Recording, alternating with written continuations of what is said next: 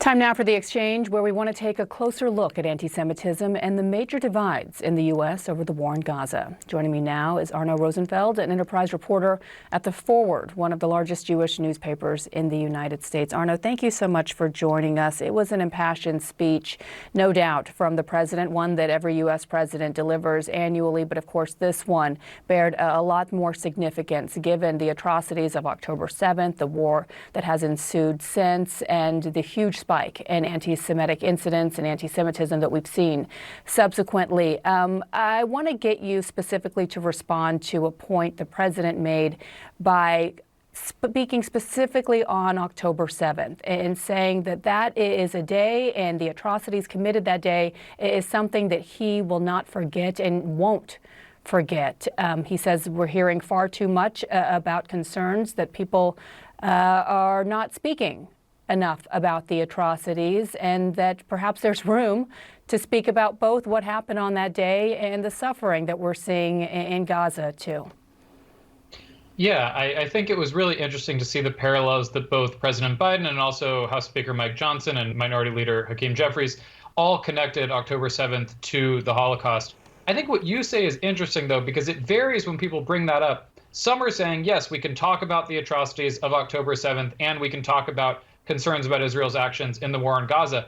Other people, and I think we heard this more from Speaker Johnson, for example, are suggesting that, if October 7th was akin to the Holocaust, you really can't compare anything to that. So I think that it is used both as a reminder that we need to also be talking about it, and sometimes as an attempt to get people to only talk about the atrocities of October 7th and nothing that followed.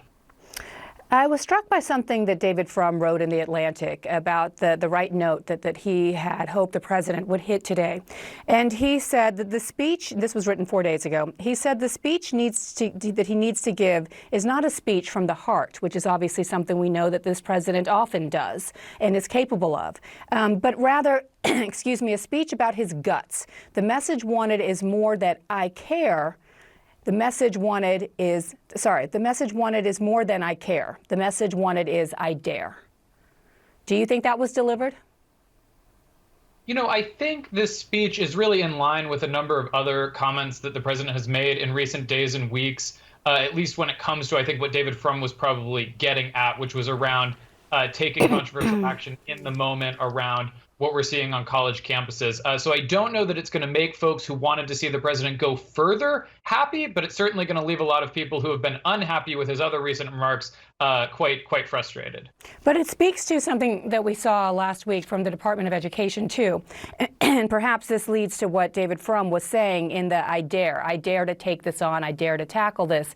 And that is the Department of Education announcing new action plans to be delivered to university campuses, also to secondary schools across the United States, where we have seen a spike in anti-Semitic incidents and clearly a lack of resources to address them. Yeah, I think something that's important to note here, especially with Holocaust Remembrance Day, which is a very somber occasion, recalling a historic atrocity, when we're trying to take those lessons and apply them today, it's interesting to see how they're applied. Because one thing that we know is that Muslim students on college campuses have faced the same or higher levels of very, very similar, within the margin of error, levels of discrimination as Jewish students. But what we're talking about today is solely about anti-Semitism. What we see in the headlines is solely about anti-Semitism. So I think that's an important point to note. And President Biden did give a nod to the way that talking about anti-Semitism, confronting anti-Semitism, requires confronting all different forms of hatred. But it's interesting, we don't hear as much about these other types of discrimination that are taking place at the moment.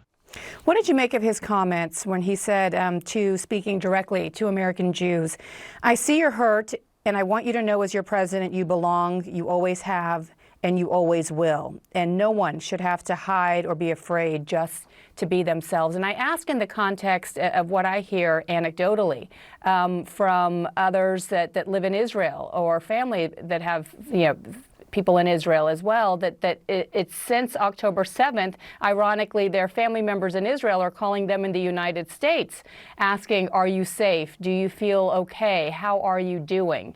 Do you think the president hit the right notes by addressing that?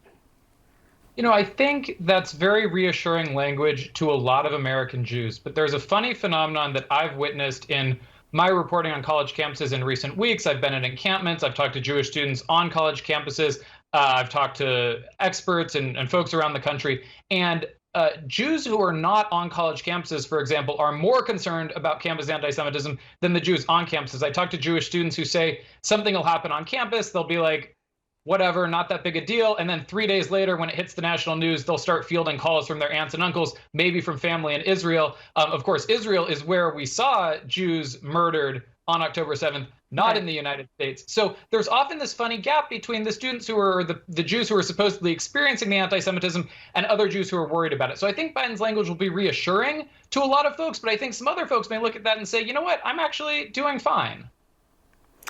Interesting to hear from your perspective talking to Jewish college students. Arno Rosenfeld, thank you so much for your time. We appreciate it. Thank you. We'll be right back.